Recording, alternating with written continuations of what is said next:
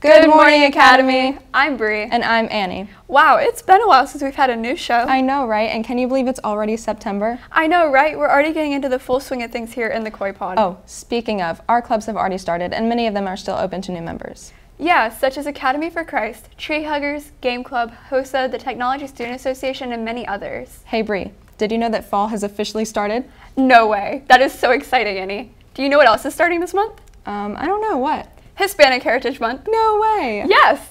That's awesome. Let's take a moment to learn about some of the most influential individuals we celebrate during Hispanic Heritage Month. Hispanic Heritage Month celebrates and recognizes the influence and contributions from Hispanic Americans. Here are a few individuals you should know about. This is Sonia Sotomayor. She was appointed by Barack Obama in 2009 and became the first Hispanic and third woman to serve as Supreme Court Justice.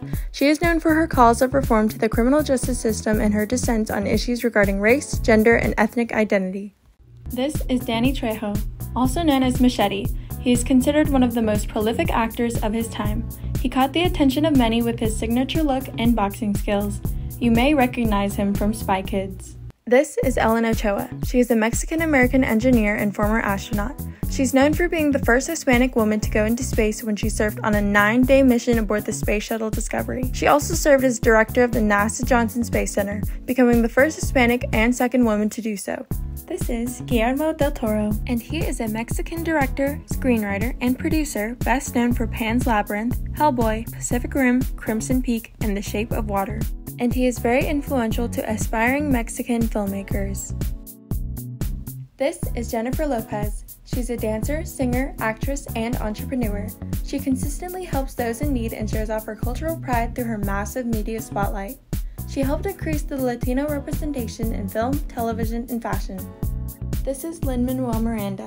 He is an actor, lyricist, composer, playwright, and filmmaker. He is known for creating the hip-hop infused musicals Hamilton and In the Heights, and he also wrote music for the movie Moana and the soundtrack to Encanto. I hope you learned a little more about your favorite influencer's heritage. Let's take it back to Annie and Bree. Wow, that was really informative. I know, right? It's great to learn about all the Hispanic influences we have in today's society. Hey Annie, do you know how to speak Spanish? Hola, ¿cómo estás? Muy bien. It's a good thing we have Mr. Hernandez here to teach you just a little bit more.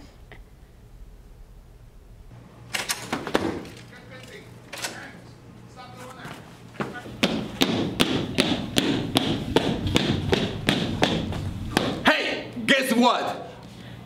I own the Lord of the Week. Ah!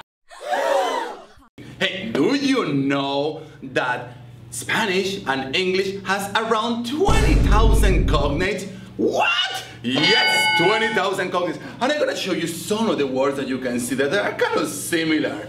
What about estadio? Yes, that's what you thought. Stadium looks like that, right? But we have another word that is kind of similar to that one. Oh, that is not similar to that one. But what about el cine? What? El cinema. Yeah, you are right, okay? So we have tons of words that are like that. There are 20,000, remember that. Flashback. 20,000 cognates. End of flashback. But today I'm gonna give you another word. Another one. It's a different one. It's something that is gonna be amazing. So the word is going to be nunca. What is nunca? Today. Oh my God, what is that? Oh my God, what is that? Nunca means never. So if you are using it at home and your mama say, hey, are you being a bad boy? You say, nunca. And if you are with your friends and you are doing something bad and they tell you, hey, are you doing something wrong? You say, nunca. So remember, my amigos, always use the word nunca. That means never.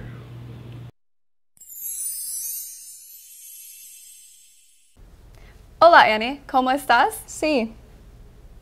Okay, anyway, thank you Mr. Hernandez for at least trying to teach us a little bit more Spanish.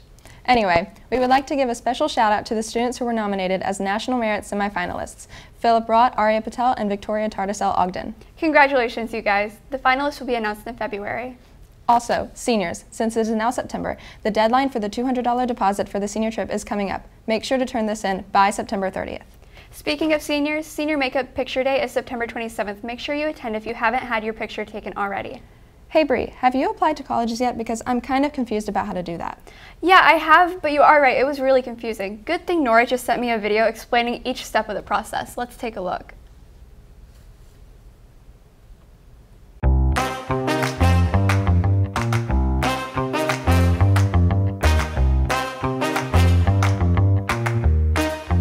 Get your transcript from your guidance counselor.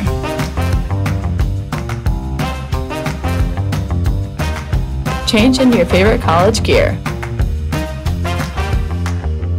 Grab a computer. Take a seat. Log into your computer. Go to your preferred college website. Begin your application.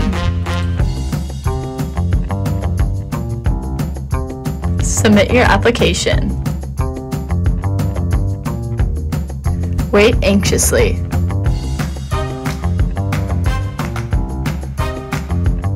Celebrate!